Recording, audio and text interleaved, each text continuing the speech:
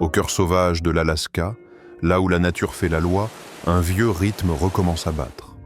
C'est une migration pleine de sang, un tourbillon argenté qui sort de l'immensité de l'océan. Après le long et mortel sommeil de l'hiver, les prédateurs se réveillent. Deux voyages épiques sont sur le point de se croiser. Dans les rivières, les saumons nagent à contre-courant, défiant la mort dans un dernier voyage vers leur lieu de naissance. En mer, les harangues soulèvent les premières vagues argentées, attirant les chasseurs du ciel, de la surface et des profondeurs. Ce sont deux voyages et un même appel ancestral. C'est l'histoire d'une lutte pour la survie où chaque fin est un nouveau départ. Une terre où la nature n'a jamais été aussi grandiose, ni aussi impitoyable. Tu viens d'assister au début de l'un des voyages les plus épiques de la planète. Si tu veux te plonger dans ce voyage à travers l'Alaska sauvage et ne pas manquer un seul instant de cette lutte pour la survie, abonne-toi et active la cloche. Ainsi, le courant t'emportera avec nous dans chaque nouvelle aventure. Dans les vastes étendues froides de l'océan Pacifique, à des milliers de kilomètres de la côte, un changement imperceptible s'agite, un appel silencieux qui résonne dans des millions de corps argentés. C'est le saumon qui, après des années à dériver dans la mer glacée, entend soudainement un ordre ancestral venant de l'intérieur. Il n'y a ni carte ni guide dans cette immensité bleue, juste un instinct pur qui s'éveille, activant une boussole magnétique interne et une mémoire olfactive si précise qu'il peut distinguer les subtiles essences chimiques de son ruisseau natal à travers un océan d'arômes. Depuis les eaux du Canada, de la Russie et du Japon, tout tourne à l'unisson, poussé par cette force irrépressible, et commence le long et difficile voyage de retour vers le nord, vers l'Alaska, l'endroit où tout a commencé. Leur seule mission, gravée à jamais dans leur être, est de revenir pour donner la vie, un objectif pour lequel ils ont stocké de l'énergie tout au long de leur existence en mer.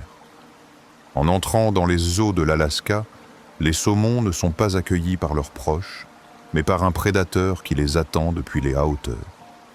Rassemblés dans la baie de Bristol, là où les rivières rejoignent la mer, se trouve l'aigle à tête blanche, l'oiseau emblématique des États-Unis. Pour ces oiseaux majestueux, la chasse n'a jamais été aussi facile. Ils se posent sur les rochers glacés, au bord des eaux peu profondes, attendant patiemment chaque saut qui brise la surface. D'un seul coup précis, un poisson est arraché du courant. Pas de jeu ni d'erreur, juste des griffes froides comme l'acier et un regard fixe sur la cible. Le festin est si abondant qu'il y en a assez pour tout le monde. Même pour les mouettes, qui ne chassent pas mais se joignent au banquet en se disputant les restes que la nature offre. Mais pour les saumons qui parviennent à échapper à cette première menace, ce n'est que le début. Leur voyage vers les sources ne fait que commencer. À mesure que les survivants progressent vers l'intérieur des terres, ils sont confrontés à un défi encore plus grand qui vient de l'intérieur. Dès qu'ils quittent l'océan, les saumons cessent de se nourrir. Toute l'énergie qu'ils ont stockée dans leur corps est désormais réservée à une seule et dernière mission, se reproduire. Cet objectif déclenche une transformation étonnante. Plus ils se rapprochent des sources, plus leur corps commence à changer radicalement. Leur peau prend une teinte rougeâtre et sombre. Leur nageoire dorsale se hérisse et, chez les mâles, la mâchoire inférieure se courbe pour former un crochet acéré. Tout cela les prépare à la seule bataille d'accouplement qu'ils mèneront dans leur vie. Mais l'environnement se retourne aussi contre eux. Plus ils s'enfoncent dans les terres, plus le courant de la rivière devient fort. Ils continuent d'avancer, accumulant les cicatrices et les morceaux de peau déchirés, épuisés après des jours et des nuits de lutte contre la force de l'eau. Et juste devant eux, dans les étroites cascades de la rivière Kabichak, un spectacle incroyable et un nouveau prédateur les attendent. Dans les rapides étroits de la rivière Kabichak, un spectacle incroyable attend les saumons. Bien qu'ils soient des animaux typiquement solitaires, des dizaines, voire des centaines de grizzlies de toute l'Alaska se rassemblent ici chaque année. Ils ne forment pas de meute, mais s'alignent le long de la rive comme une armée vigilante. Une hiérarchie stricte s'installe. Les ours les plus grands et les plus forts prennent les meilleures places sur les rochers surélevés, juste là où les saumons doivent sauter pour passer la cascade. Là, ils n'ont plus qu'à attendre, et, d'un seul coup de patte puissant, ils attrapent leur proie. Pendant ce temps, les plus petits et les plus faibles doivent rôder en aval, là où la rivière est plus large et où les saumons se dispersent facilement, les obligeant souvent à se contenter des restes. Cet ordre n'est pas toujours accepté pacifiquement. Parfois, de violentes bagarres éclatent lorsque deux ours se disputent un rocher, un espace à peine suffisant pour se tenir debout et attraper un poisson sans être emporté par la cascade. Ce festin est vital, car le saumon est la principale source de nourriture des ours avant leur longue hibernation. Au plus fort de la migration, un ours adulte peut attraper entre 30 et 40 saumons par jour, mais il fait son choix intelligemment. Il ne mange que le ventre et les œufs, les parties les plus riches en graisse et en calories. Le reste du corps, tête, arête et chair, est laissé sur la rive, devenant un festin pour les corbeaux, les loups et même les loutres, intégrant ainsi la vie du saumon dans le réseau alimentaire de tout l'écosystème. Après des jours et des nuits de lutte incessante contre les chutes d'eau, les saumons, épuisés à chaque battement de nageoire, atteignent enfin un endroit considéré comme la dernière étape avant leur destination finale, le lac Iliamna. C'est l'un des plus grands lacs d'eau douce vierge d'Amérique du Nord, un sanctuaire aux eaux fraîches, cristallines et riches en oxygène, idéal pour une pause dans ce voyage de vie ou de mort. Ici, les femelles ont besoin de temps pour que leurs œufs mûrissent complètement avant la phase finale de la reproduction. Mais ce lac serein n'est pas tout à fait sûr. Un prédateur silencieux était déjà là avant, le phoque commun. Il sait que les saumons vont arriver. Chaque année, c'est pareil, et il attendait. Au début, il essaie de les poursuivre, mais c'est inutile. Malgré leur épuisement, les saumons nagent trop vite pour être rattrapés. Le phoque change donc de stratégie. Il ne les poursuit plus, il ne bouge plus. Il reste simplement immobile, collé aux rochers froids au fond du lac. Les yeux grands ouverts, fixés sur le courant de poissons qui passe au-dessus d'elle, elle attend immobile tandis que le banc de saumon glisse, ses nageoires rouges brillant dans l'eau. Elle observe simplement, attendant le moment précis. Soudain, une femelle apparaît, le ventre gonflé d'œufs et nageant plus lentement que les autres. C'est la cible. À quelques coups de nageoire seulement, d'un seul coup de dents précis, sans erreur ni déviation, le poisson disparaît. Pas de sang, pas de bruit, juste une fin silencieuse. Au-dessus, le courant de saumon continue de couler, sans savoir que la mort vient de passer juste en dessous. Ils sont enfin arrivés à l'endroit où ils sont nés. Un petit ruisseau froid et cristallin, avec un lit recouvert de fines pierres, le même endroit où leur vie a commencé. Mais avant de pouvoir laisser la place à la prochaine génération, ils doivent livrer une dernière bataille, cette fois contre leurs propres congénères.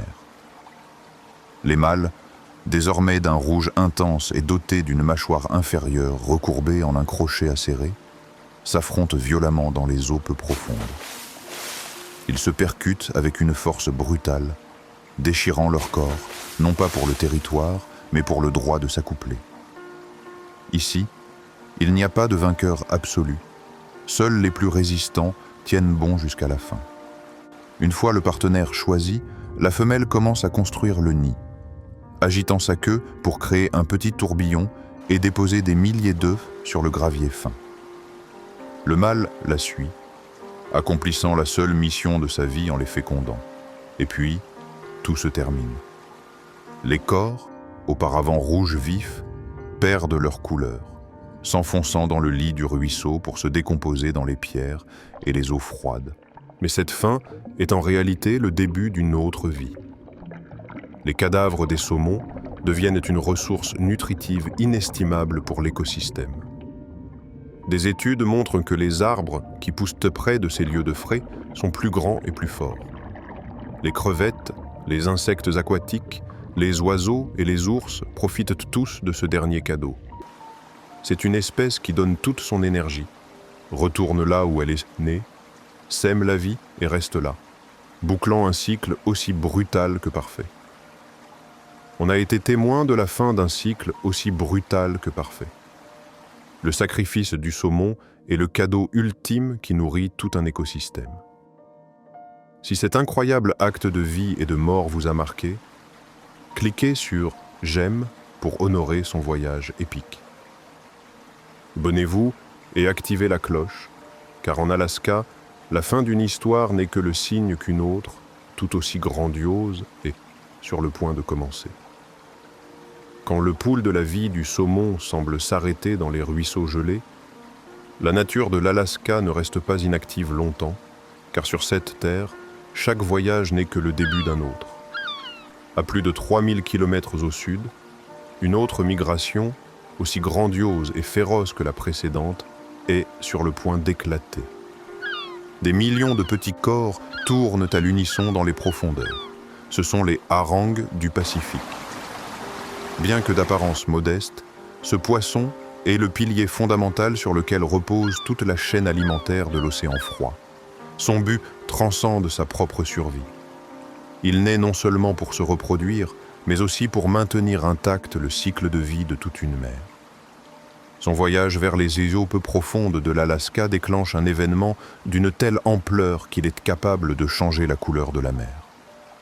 Aucune autre espèce ne peut rassembler simultanément les 3 couches de prédateurs, du ciel, de la surface et des profondeurs, avec autant de force que le harengue. Son arrivée est un signe, un appel à un festin qui réveille tout l'écosystème et déclenche l'une des chasses les plus spectaculaires de la planète. Comme pour le saumon, dès que les bancs de harengue commencent à s'approcher des côtes de l'Alaska, des regards familiers réapparaissent. Les pigargues à tête blanche, ces rapaces qui autrefois faisaient taire le ciel de la baie de Bristol, se rassemblent à nouveau en silence. Cette fois-ci, certains n'ont pas besoin de voler ni de plonger en piqué. Ils restent simplement dans les plaines tidales couvertes d'algues humides, immobiles comme des statues de pierre qui chassent. Au moment opportun, la nourriture est assurée. Mais tous les prédateurs ne partagent pas cette patience. Plus loin, les otaries de Steller, l'estomac vide après la saison froide, plongent avec une fureur explosive. Elles tournent et rugissent sous l'eau, créant un tourbillon féroce autour du banc de harengue. Chaque coup de queue qui agite l'eau est un choc qui provoque la panique, l'état le plus dangereux pour une espèce qui nage en banc. Et tandis que le chaos règne à la surface, ce qui avance silencieusement depuis les profondeurs est le prédateur le plus persévérant, la baleine à bosse. Elle n'attaque pas comme un chasseur désespéré, mais s'organise avec une intelligence mortelle. L'une descend, encerclant le banc de poissons avec un filet de bulles, tandis qu'une autre donne le signal. Le moment venu, toute la formation émerge à l'unisson, balayant des dizaines de milliers de harangues en un instant. Grâce à cette coopération parfaite, chaque baleine peut avaler jusqu'à 1 tonne de poissons en une seule journée.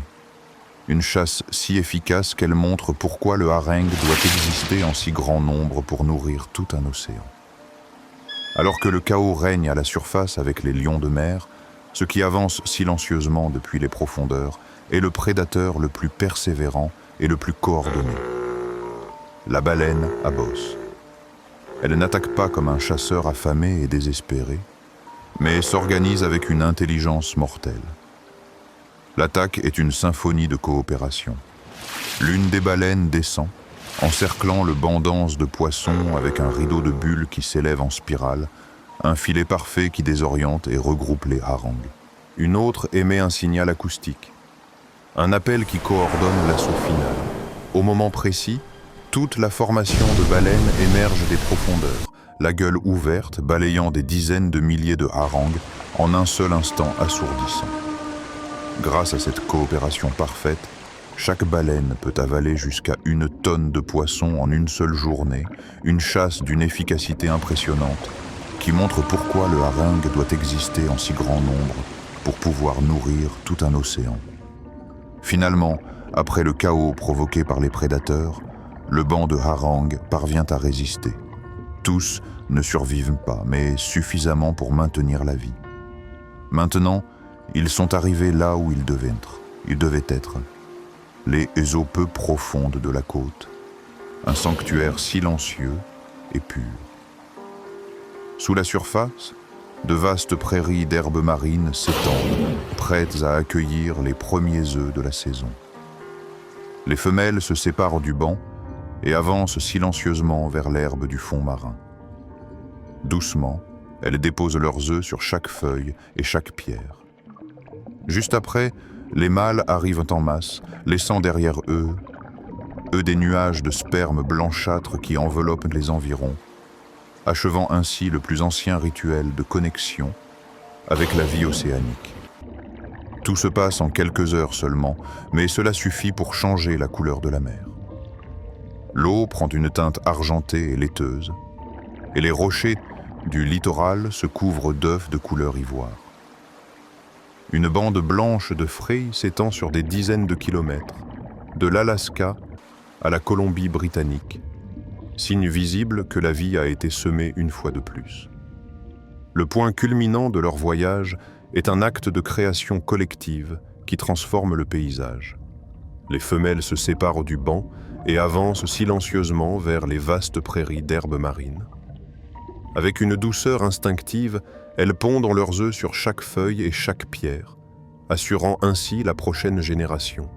Immédiatement après, les mâles arrivent en masse, libérant des nuages de sperme blanchâtre qui envahissent l'eau, culminant ainsi le plus ancien rituel de connexion avec la vie dans l'océan. Bien que tout se passe en quelques heures seulement, l'impact est monumental et visible. La mer prend une teinte argentée et laiteuse, tandis que les rochers du littoral sont recouverts d'œufs de couleur ivoire. Cet événement crée une bande de fraie blanche qui s'étend sur des dizaines de kilomètres, de l'Alaska à la Colombie-Britannique, témoignant avec force que, malgré les pertes, la vie a prévalu et a été semée une fois de plus. Dans la nature, les saumons et les harangues ont appris à faire face aux ours, aux aigles et aux baleines. Ils savent comment esquiver et se disperser pour survivre. Cependant, il existe un prédateur contre lequel aucune stratégie ne fonctionne, l'être humain. Contrairement aux prédateurs naturels, l'être humain ne traque pas et n'attend pas. Il arrive simplement avec des bateaux puissants et des filets qui s'étendent sur des kilomètres, déclenchant une récolte implacable. Aussi patient que soit l'aigle, ou aussi puissant que soit le baleine, rien ne peut rivaliser avec la vitesse et l'ampleur de la pêche humaine. La question cruciale n'est pas de savoir si nous devons pêcher, mais ce qu'il nous restera si tous les bancs sont capturés avant qu'ils aient pu se reproduire. Ces espèces reviennent à leur lieu d'origine non pas pour elles-mêmes, mais pour la vie qui continue. L'une nage à contre-courant pour mourir, tandis que l'autre se reproduit au milieu d'une frénésie de prédateurs. Toutes deux sont minuscules, mais elles constituent les fondements de la vie dans le Nord. Elles ne demandent rien et n'ont pas besoin de gratitude. Elles ne laissent derrière elles que des œufs et la fertilité de tout un écosystème. Quand on voit l'aigle déployer ses ailes, l'ours traverser la rivière ou la baleine agiter les vagues, c'est grâce à ces petites créatures qui ont osé revenir. Elles l'ont fait non pas pour leur sécurité, mais pour le bon moment, le bon endroit et le bon instinct. Parfois, la plus grande force ne réside pas dans la puissance, mais dans la persévérance jusqu'au bout, et ainsi, grâce à elle, la nature continue d'exister. Malgré tous les défis, ces espèces reviennent. Elles ne savent pas qui sont leurs parents et ne voient pas naître leurs petits, mais elles reviennent quand même. Elles ne le font pas pour elles-mêmes, mais pour assurer la continuité de la vie qui suit. Une espèce de poisson, le saumon, nage à contre-courant dans le seul but de mourir. Sa fin, cependant, est en réalité le début d'une autre vie. Leurs corps se décomposent et deviennent une ressource nutritive inestimable, permettant aux arbres voisins de pousser plus haut et plus fort, et nourrissant tout l'écosystème. Une autre espèce, le hareng, se reproduit au milieu d'une frénésie de prédateurs. Il naît non seulement pour perpétuer son espèce, mais aussi pour maintenir intact le cycle de vie de toute une mer, devenant ainsi le pilier de la chaîne alimentaire. Tous deux sont minuscules, mais ils sont les fondements de la vie dans le Nord. Ils ne demandent rien, n'ont pas besoin de gratitude. Ils laissent simplement des œufs et de la fertilité à tout un écosystème. Quand on voit l'aigle déployer ses ailes, l'ours traverser la rivière ou la baleine agiter les vagues, c'est grâce à ces petites créatures qui ont osé revenir. Leur persévérance jusqu'au bout est la raison pour laquelle la nature continue d'exister. Elles sont les fondements d'un écosystème qui nourrit les aigles, les ours et les baleines. Leur persévérance est essentielle à l'existence de la nature en Alaska. Au cours de leur voyage, ces minuscules créatures montrent que parfois, la grandeur ne réside pas dans la force, mais dans la persévérance jusqu'au bout. Leur sacrifice et leur instinct sont le pouls qui maintient en vie ce coin sauvage du monde. Un rappel que dans la nature, chaque voyage n'est que le début d'un autre. On a vu comment le sacrifice d'une espèce devient la base de tout un écosystème. Si ce lien profond avec la nature t'a touché et que tu veux continuer à explorer les histoires les plus incroyables du monde sauvage, c'est le moment parfait pour aimer ce documentaire et rejoindre notre chaîne. Ton soutien est ce qui nous pousse à continuer à voyager. Dans le grand théâtre de l'Alaska, le rideau ne tombe jamais complètement. Lorsque les derniers saumons se livrent au lit de la rivière et que les vagues laiteuses de la côte annoncent la naissance de nouveaux harangues, le cycle recommence. Ce sont de minuscules créatures, animées non pas par la gloire, mais par un instinct gravé au plus profond d'elles-mêmes. Leur voyage nous rappelle que les fondements de ce monde sauvage ne reposent pas sur la force des grands prédateurs, mais sur la persévérance inébranlable des plus petits. L'aigle dans le ciel, l'ours dans la rivière et la baleine dans l'océan existent grâce à ce sacrifice silencieux. Leur persévérance est le battement du cœur de l'Alaska, un pouls qui nous enseigne que chaque fin n'est rien d'autre que la promesse d'un nouveau départ.